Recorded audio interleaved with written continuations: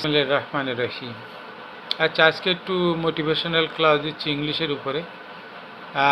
ইংলিশে সব নাকি কাজ, আসলে বাংলায় কঠিন, ইংরেজি তো সোজা, জানলে সোজা, না জানলে কঠিন, স্বাভাবিক।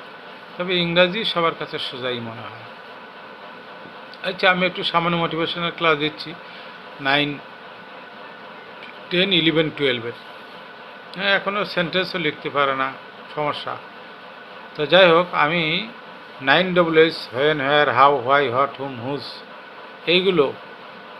এইগুলো যখন বাক্যের প্রথমে when you are going to use when, where, how, why, what, whom, whose at the beginning of a sentence, তখন মানে হবে কে বা কারা। When you are going to use them in the middle of a sentence, যে বা যারা। যেমন I know the people who came here, আমি লোকটিকে চিনি যে এখানে এসে, যে এই হু মানে যে, আচ্ছা, হু আর ইউ, আপনি কে বা আপনি কারা। হ্যাঁ, আপনারা কারা এখানে, হু কেম হিয়ার, এখানে কারা কারা এসেছিল। হু কেম হিয়ার, এখানে কারা কারা এসেছিল। এই এখন আমরা এগুলো ব্যবহার করব। হ্যাঁ, হু, হুইচ, হোয়াট, হুম, হুজ, এগুলো। তারপরে when, where, how, while, while মানে যখন, হোয়েন মানে যা, হোয়াইল মানে তাই। যাক, এটা 12 ক্লাসের জন্য হোয়াইলটা, 9, 10-এর জন্য না। হোয়াইলে একটু আবার একটু কিছু আছে, বর্ণনা আছে। যাই হোক, তো এই পর্যন্ত। আর একটা জিনিস, প্রিপোজিশনের কথা বলি। প্রিপোজিশন না জানলে বাক্য লিখতে পারবেন না।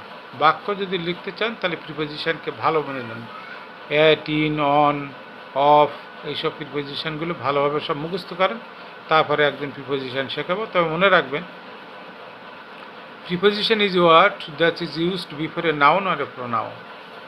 এটা সবসময় নাউন বা প্রোনাউনের আগে বসে। যেমন আমার এই মোবাইলটা আমি লাইভ করছি, এই মোবাইলটা একটা টেবিলের উপর রাখা হয়েছে। This mobile is kept on the table. এই যে টেবিল নাউন, আর তার আগে অন, এই অন, এই যে সংযোগ, এই সম্পর্ক, এই যে রিলেশন হচ্ছে, এই সবসময় রিলেশনই বোঝা যাবে। প্রিপোজিশন জানুন, প্রচুর প্রিপোজিশন জানতে হবে, প্রচুর। অ্যাট ছোটো জায়গায় বসে, ইন বড়ো জায়গায় বসে, আবার দুইটা যদি থাকে তাহলে বড়ো জায়গাটায় ইন বসে, ছোটো জায়গাটায় অ্যাট বসে, এরকম। হ্যাঁ, যাই হোক, আজকে এই মোটিভেশন ক্লাসে এখন শেষ করছি, আর পরে আবার দেখাবো ইনশাআল্লাহ।